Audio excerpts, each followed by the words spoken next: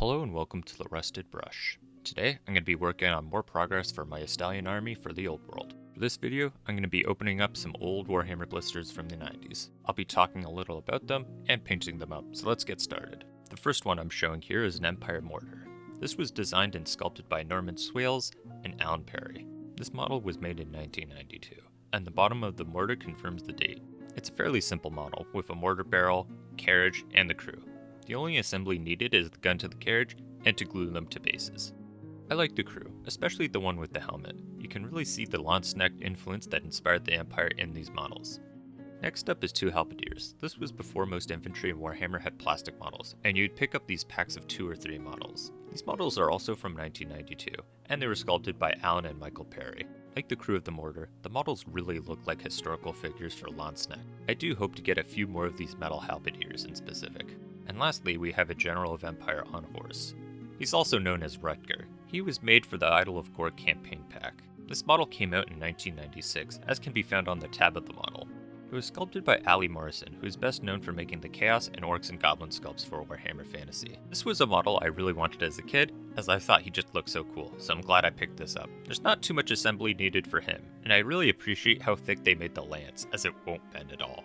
Now it's time to move on to painting, and for this I'll split this into 3 segments for each blister, starting with the mortar. I'm not going to show you how I painted the crew, as I follow the same guidelines and colors as my Conquistador video. I'm also not going to show how I painted the bases for the models as well, because it's the same thing as the Conquistadors. To start with, the models were primed with Vallejo white spray. I predominantly use contrast and speed paints, and a lighter primer helps with those paints. I start by painting all the wooden bits of the platform with ruddy fur from Army Painter. All the metal bits of the mortar are painted with lead belcher from Citadel. After that, I specifically paint the mortar with Retributor armor.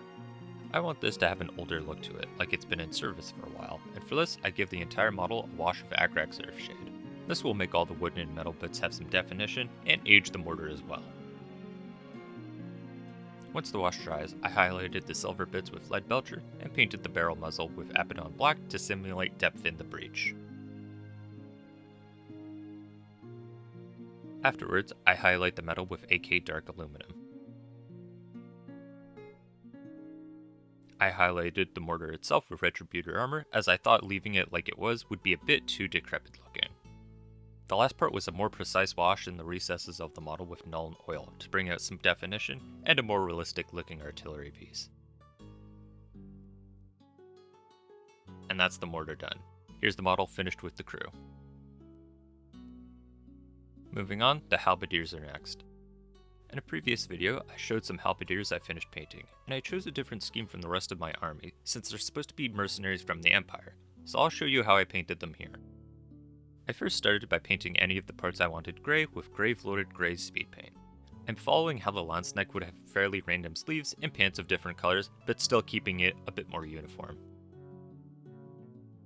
The wooden handles, belts, and shoes are painted with ruddy fur. The second uniform color is a burgundy color, and I use the appropriately named contrast paint Sigvald Burgundy. Like the grey paint, this goes on the feathers, pants, and sleeves. And the last main color I use is Black Legion contrast paint on the vest and the sleeve of these two. I paint the one halberdier's beard with pallid bone speed paint for a blonde hair look, and to add some variation, I also painted one pant leg with this as well. For the weapons and armor, I paint them with lead belcher for a simple metal color. I then start highlighting the colors beginning with the gray, and for this I use Vallejo light gray. The one pant leg I used pallid bone on, I highlight with Vallejo ivory. I feel this really helped him look a little unique and added some personalization to an individual in a unit without making him look out of place. The burgundy is highlighted with pink horror, and this really helps the model pop. Next, I give the weapons and armor a wash of Nuln Oil. Once the wash dries, I highlight the armor with AK Natural Steel. I then highlight the edges of the halberds and raised areas of the armor with AK Dark Aluminum. The skin was the last part to finish, and I left it last since there's very little to paint of it. I started by giving the skin a careful wash of Crusader Skin Speed Paint. If you're in a rush, you could leave them after this wash dries, but I decided to go over the skin with a highlight of Cadian Flesh Tone. And that's the halberdiers done. And finally, we move on to painting the general and horse. For this, I kept the general off the horse so I could paint both easily. To start, I painted the horse's skin, boots, belts, stirrups with ruddy fur. This is more to block in a brown tone for the horse's skin. Next, I used Blood Angel's red contrast paint on the lance, cross of the shield, one of the sleeves, and his cape. Then I used Pallid Bone speed paint on the shield and his pants.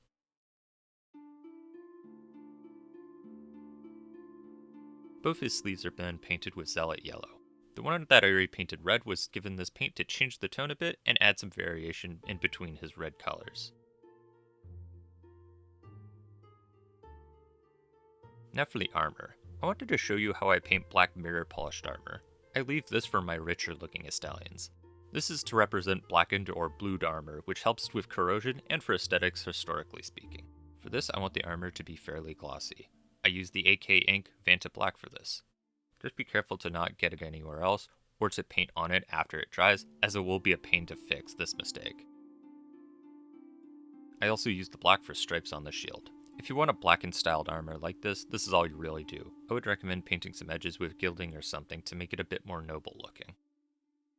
Moving on, I paint the horse's bridle and the hair and mustache of the general with dark wood speed paint. The lance and some other metal bits are painted with lead belcher. Areas like the shield and pants I painted with Pallid Bone are highlighted with Vallejo Ivory. The yellow sleeve is highlighted with Flash Gets Yellow. All the red areas are highlighted with Vallejo Dark Vermilion. Back to the horse, I paint the tail with Sandry Dust. I go over the skin of the horse with Baneblade Brown. Right now, it doesn't look great, but it'll look a bit better later on. Now to give the model some depth and definition, I use a wash of Nuln Oil over the whole model.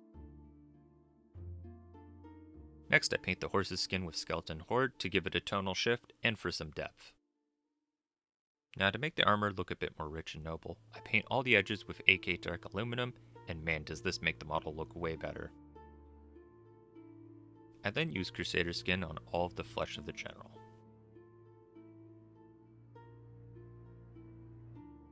And lastly, I highlight the skin with Cadian Flesh Tone.